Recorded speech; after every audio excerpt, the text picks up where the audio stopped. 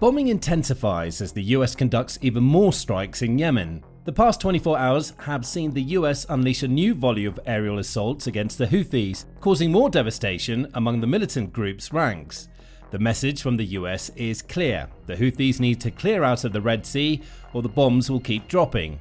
US President Donald Trump's method of tackling the Houthis is a departure from the strategies employed by former US President Joe Biden. Yet the question remains, will these constant strikes be enough to put the Houthis out of commission for good? March 28 brought reports of renewed US strikes in Yemen, signaling an escalation in a quickly intensifying conflict. Arab News was among the first to report on the fresh waves of strikes, which targeted multiple Yemeni regions from Thursday evening through to early Friday. Numerous neighborhoods were pummeled with bombs, including several Houthi-controlled regions in the Yemeni capital of Sanaa. Initial reports about the damage caused and the initial loss of life vary, though Arab News notes that the number of strikes appeared particularly intense compared to other days in the campaign that began March 15. It seems like the US is cranking up the pressure as its strikes hit harder than previous ones and cause more damage. According to the Houthis' initial reports, the March 28 round of attacks injured at least 7 people in Sanaa. The US also ordered more strikes targeting several Houthi strongholds. These include Sanaa, which was among the first cities the Houthis captured when it began waging war against Yemen's government. The Red Sea port city of Hodeidah was also targeted.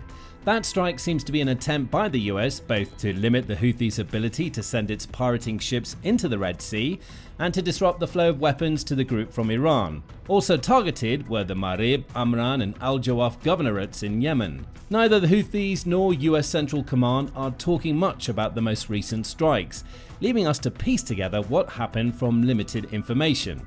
According to the militant group, Sanaa International Airport was among the American targets, as it has been since the US started its bombing campaign.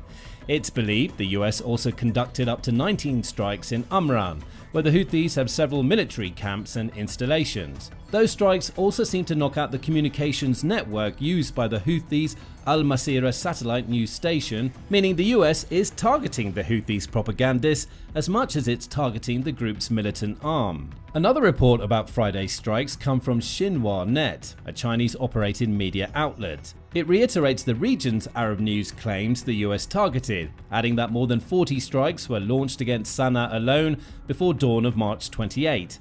It also points out that the strikes came in the wake of the Houthis claiming responsibility for launching a pair of ballistic missiles at Israel's Ben Gurion airport and a military installation in Tel Aviv on March 27.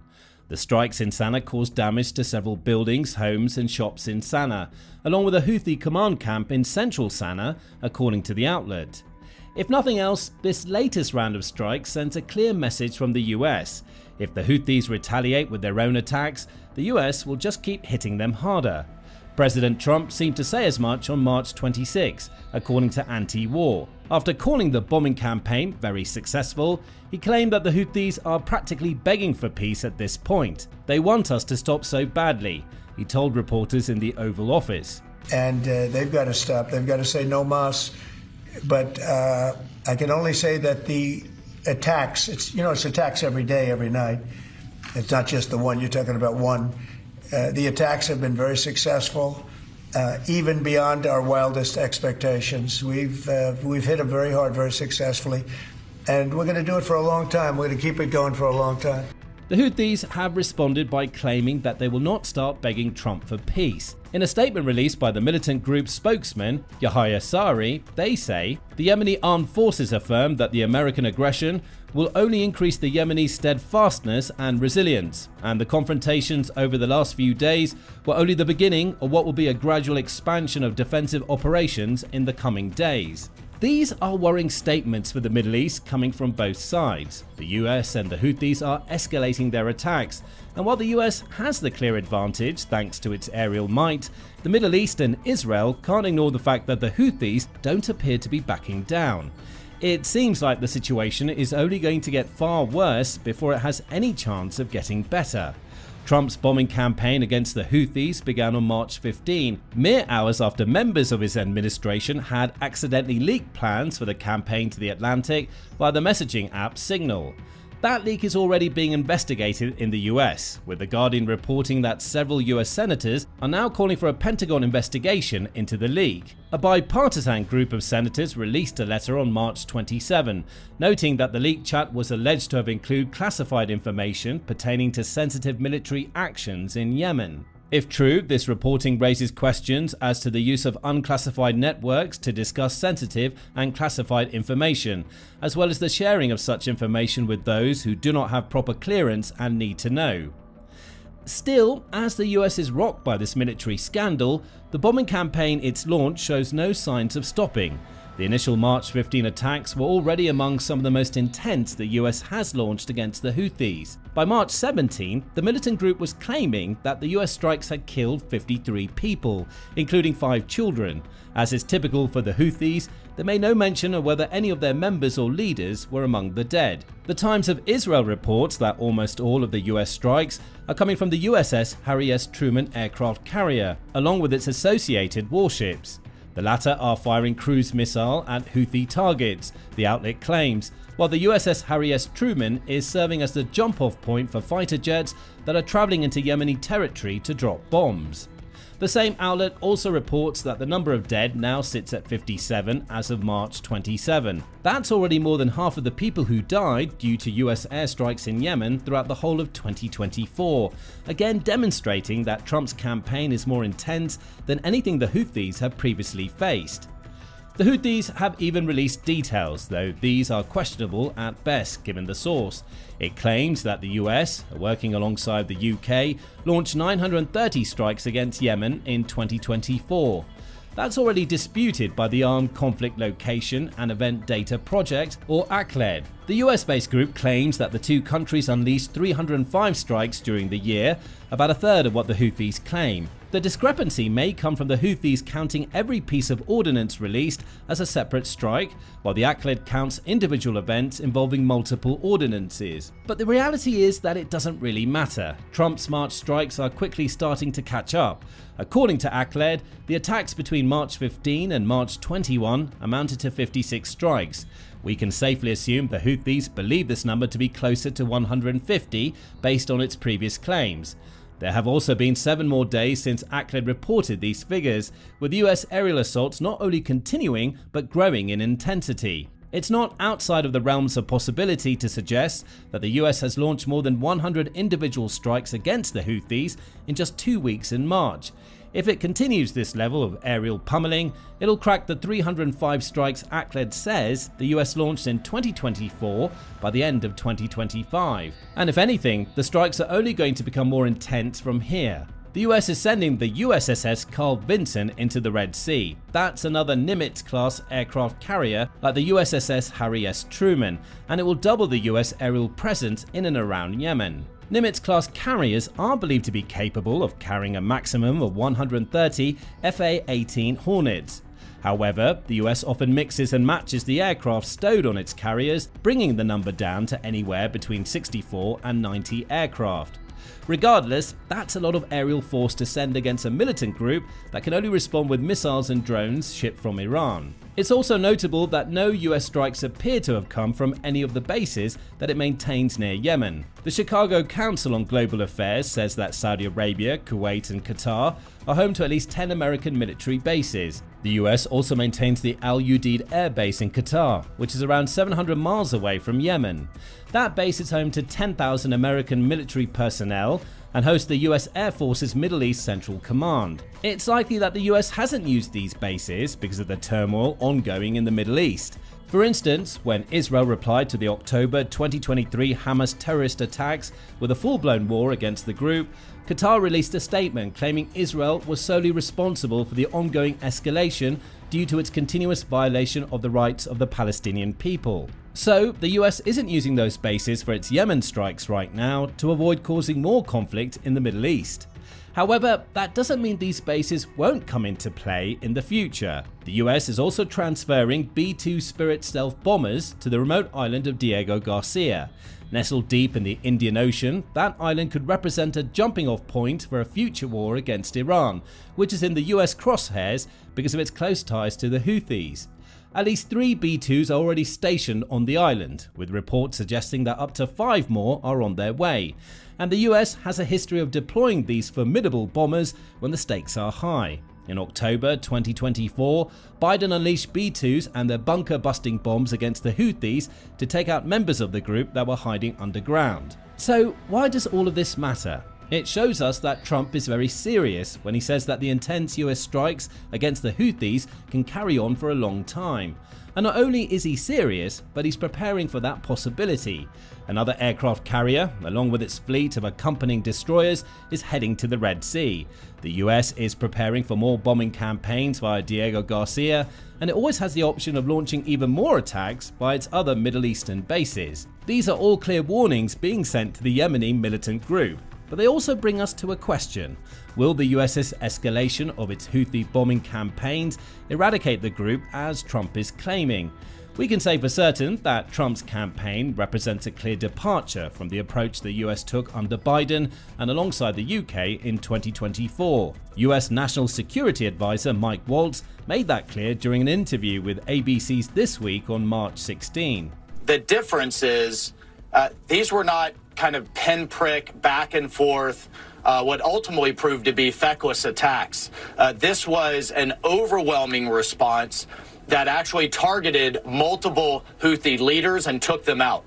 And the difference here is, one, going after the Houthi leadership, and two, holding Iran responsible. It is Iran that has repeatedly funded, resourced, trained, and helped the Houthis target not only U.S. warships, but global commerce, and has helped the Houthis shut down 2 of the world's most strategic sea lanes. It's certainly true that the Trump administration's approach to striking the Houthis is very different to Biden's. Beyond the increased number of daily strikes, ACLED senior analyst Luca Nova notes that the Biden administration typically focused on mobile launchers to target missiles and drones, followed by assaults on Houthi infrastructure. Trump's attacks, on the other hand, seem to be targeting more Yemeni urban areas. That doesn't mean that the US isn't hitting Houthi military bases. It is. However, it's not targeting bases and installations the Houthis may have felt were safe when the US was operating under Joe Biden. As Nova says, it's very likely that somehow the Trump administration is pursuing a decapitation strategy. In other words, the US under Trump is trying to decimate the Houthi leadership with an overwhelming display of aerial force that will leave the group rudderless. There are also differences in the level and type of communication surrounding the strikes. The Italian Institute for International Political Studies, or ISPI, highlights this, claiming that the US now seems to be taking a more confrontational approach to the Houthis and their main benefactor, Iran. Under Trump, the US is following the decapitation model Israel is using against Hamas in Gaza. It's now the policy of the United States to cooperate with its regional partners to eliminate the Houthis' capabilities and operations, quotes the ISPI from a White House press release. It also notes that there is no use of the word proportionate in that statement. Under Biden, the US always promised proportionate responses to Houthi aggression. Trump's administration is taking a different approach. It's aiming to overwhelm rather than respond in kind. Furthermore, Trump has made multiple references to holding Iran accountable for funding and supporting the Houthis, suggesting that the US messaging surrounding its most recent intense strikes is supposed to go far beyond Yemen. On the transparency front, there are also key changes, as the Times of Israel highlights. The Trump administration is also allowing the US military's Central Command, or CENTCOM, which oversees Mideast operations, to launch offensive strikes at will, rather than having the White House sign off on each attack as under Biden. That will lead to more strikes, according to the outlet. It also means far less direct presidential involvement in the strikes, resulting in less information being shared to the public via the president. Under Biden, CENTCOM also released details to the American people about every strike Biden authorized. Those details may have come after the strikes themselves, though they still provided details about what the US targeted and why. This latest campaign has done away with those specific details. However, former US Navy Vice Admiral Kevin Donegan tells the Times of Israel that this is all part of the plan. You don't tell the enemy what you're doing, and you don't tell them what you're not going to do. The counter-argument is that a lack of US transparency about the strikes means that reports from the Houthis are all anybody has to go on when it comes to what the US is achieving. And that brings us to an enormous issue the US will have to face as its strikes intensify: civilian casualties. Every report issued by the Houthis, including those detailing the March 27 and March 28 strikes, makes no mention of what, if any, infrastructure the US is destroying.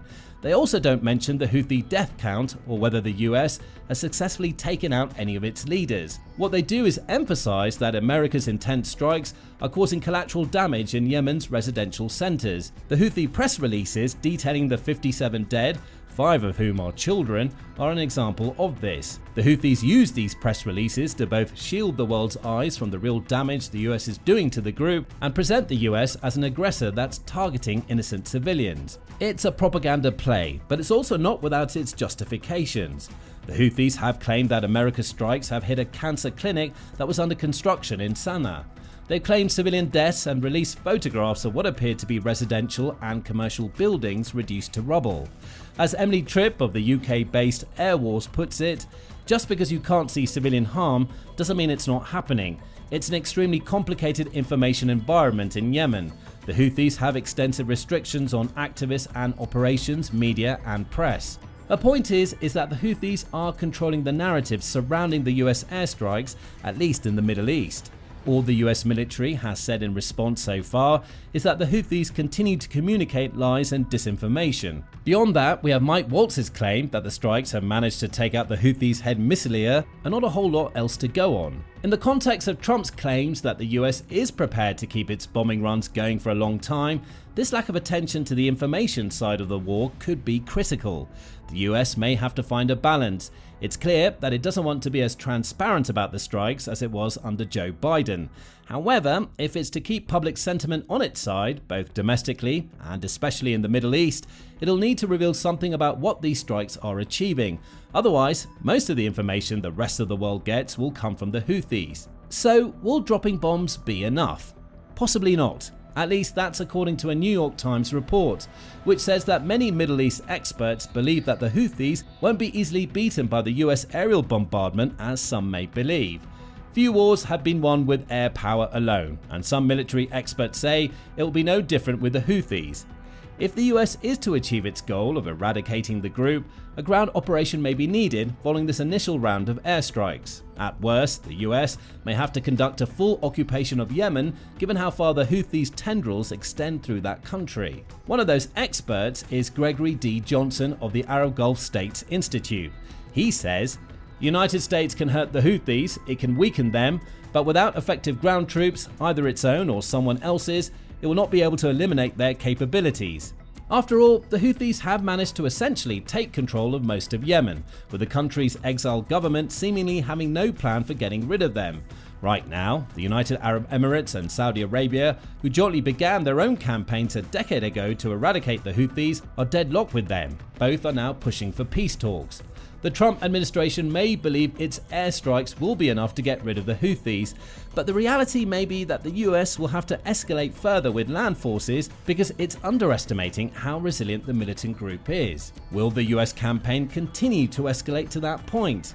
Let us know what you think in the comments, along with sharing your opinions about the latest US airstrikes in Yemen. Is Trump achieving his goals? How much more intense will the strikes get? Share your thoughts with us, and remember to subscribe to The Military Show for up-to-date information about what's happening in Yemen right now. We're an independent and unbiased source for news and commentary on the latest developments in this emerging Middle East crisis, plus ongoing developments in Ukraine and elsewhere around the world, and we truly couldn't do it without your support, so thank you for watching.